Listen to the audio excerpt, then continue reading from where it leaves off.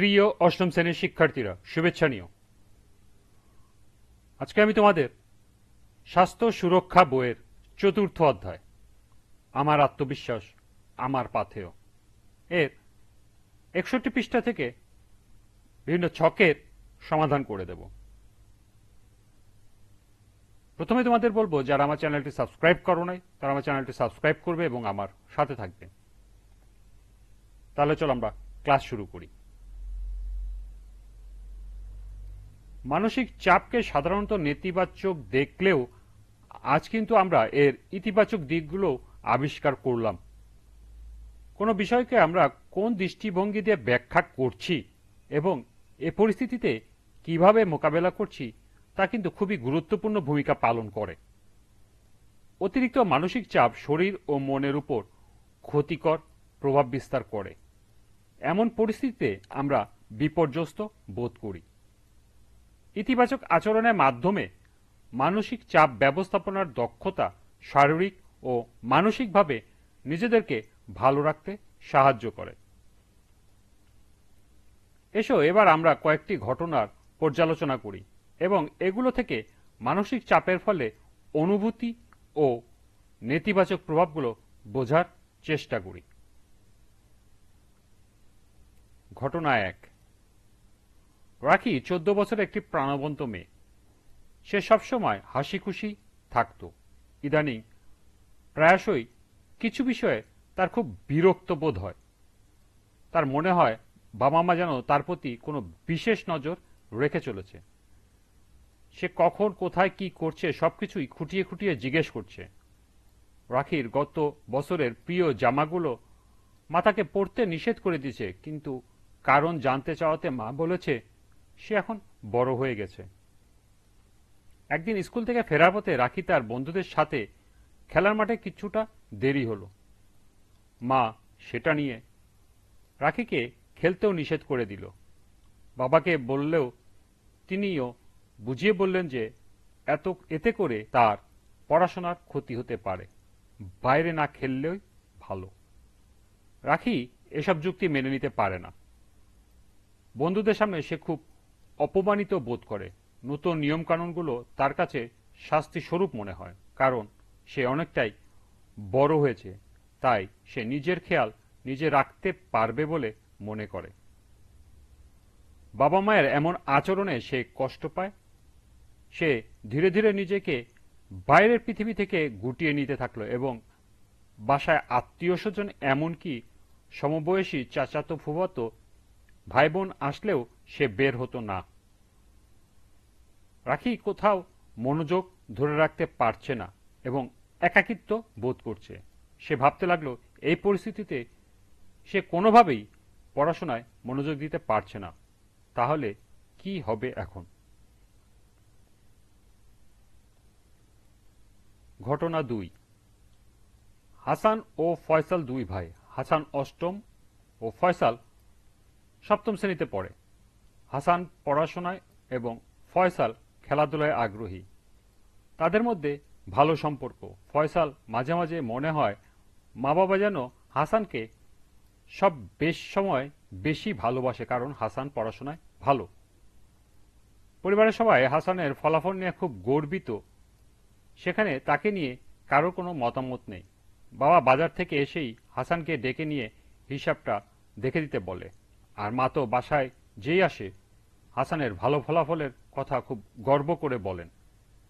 চারিদিকে হাসানের প্রশংসা। এবার বাবা জন্মদিনে হাসানকে ভালো ফলাফলের জন্য তার পছন্দের সাইকেল উপহার দিলেন। এদিকে ফয়সাল যে খেলাধুলায় এত ভালো সেদিকে তার কোনো মনোযোগ নেই। সেও চেষ্টা করে পড়াশোনায় ভালো করতে, যাতে বাবা মা তাকে নিয়েও গর্ববোধ করে, কিন্তু হাসানের মতো ফলাফল করতে পারছে না।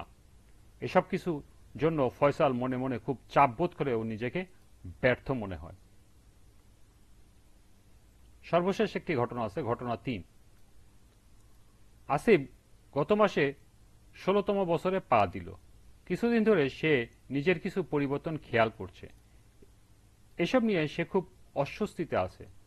আর এমন আরো অনেক পরিবর্তন সে অনুভব করেছে যেগুলোর বিষয়ে তার কোনো ধারণা নেই। সে আগে ভাবত যেসব ছেলে খারাপ চিন্তা করে তাদের সাথে এমন হয়। সে ভাবছে সবাই তাহলে জেনে যাবে যে আসিফ একটা খারাপ ছেলে।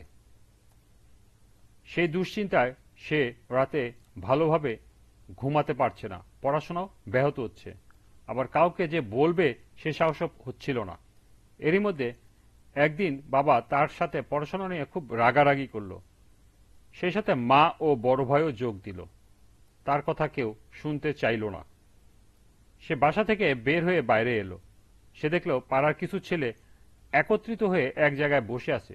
সেখানে গিয়ে দেখলো তারা সবাই সিগারেট খাচ্ছে। ছেলেগুলো আসিফকেও বারবার জোর করতে লাগলো। খুব চাপ মনে হচ্ছে। এ অবস্থায় সে কি করবে বুঝতে পারছে না। সহপাঠীদের সাথে আমরা 3টি ঘটনা পর্যালোচনা করেছি।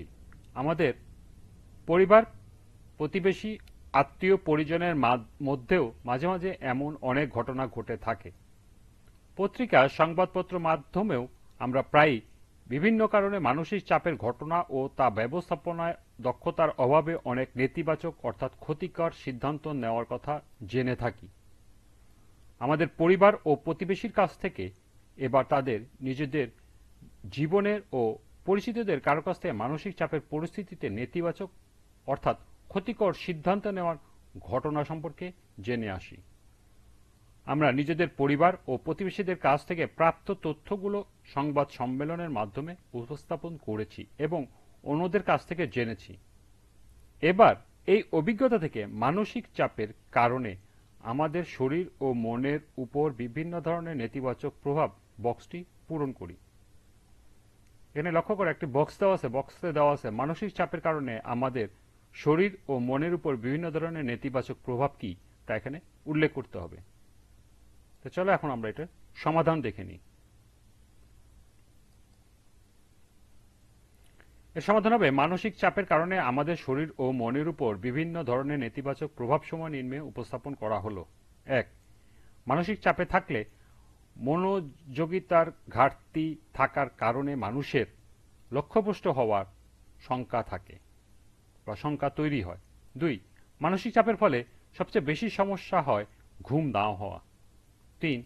মানসিক চাপের ফলে শরীরে কর্টিসল উৎপাদন বেশি হয়, যা শরীরে উত্তেজনা কমিয়ে দিয়ে ঠান্ডা লাগাতে শুরু করে। 4. মানসিক চাপের বৃদ্ধি মাথা ব্যথার কারণ হতে পারে। 5. মানসিক চাপ অনেক সময় বুকের উপর চাপ সৃষ্টি করে, যা খুবই ঝুঁকিপূর্ণ। 6. বিশেষজ্ঞদের মতে চুলকানি, ব্রণ সহ নানা ধরনের চর্মরোগের সঙ্গে মানসিক চাপের সরাসরি যোগাযোগ রয়েছে। 7. গবেষণায় দেখা গেছে মানসিক চাপে পরিপাকতন্ত্রে গ্যাস্ট্রিক সমস্যা তৈরি করে। 8. মানসিক চাপের কারণে হজমের সমস্যা তৈরি হয়, ফলে ডায়রিয়া, পেট খারাপের মতো সমস্যা শুরু হতে পারে। 9. দীর্ঘস্থায়ী মানসিক চাপের ফলে অ্যাজমা, হাঁপানি বাড়তে পারে। এবং সর্বশেষ 10. মানসিক চাপের ফলে রোগ প্রতিরোধ ক্ষমতা কমায় এবং কোষ, পেশি ও হাড়ের ক্ষতি করে। তাহলে এই ছিল মানসিক চাপের কারণে আমাদের শরীর ও মনের উপরে বিভিন্ন ধরনের নেতিবাচক প্রভাব সমূহ।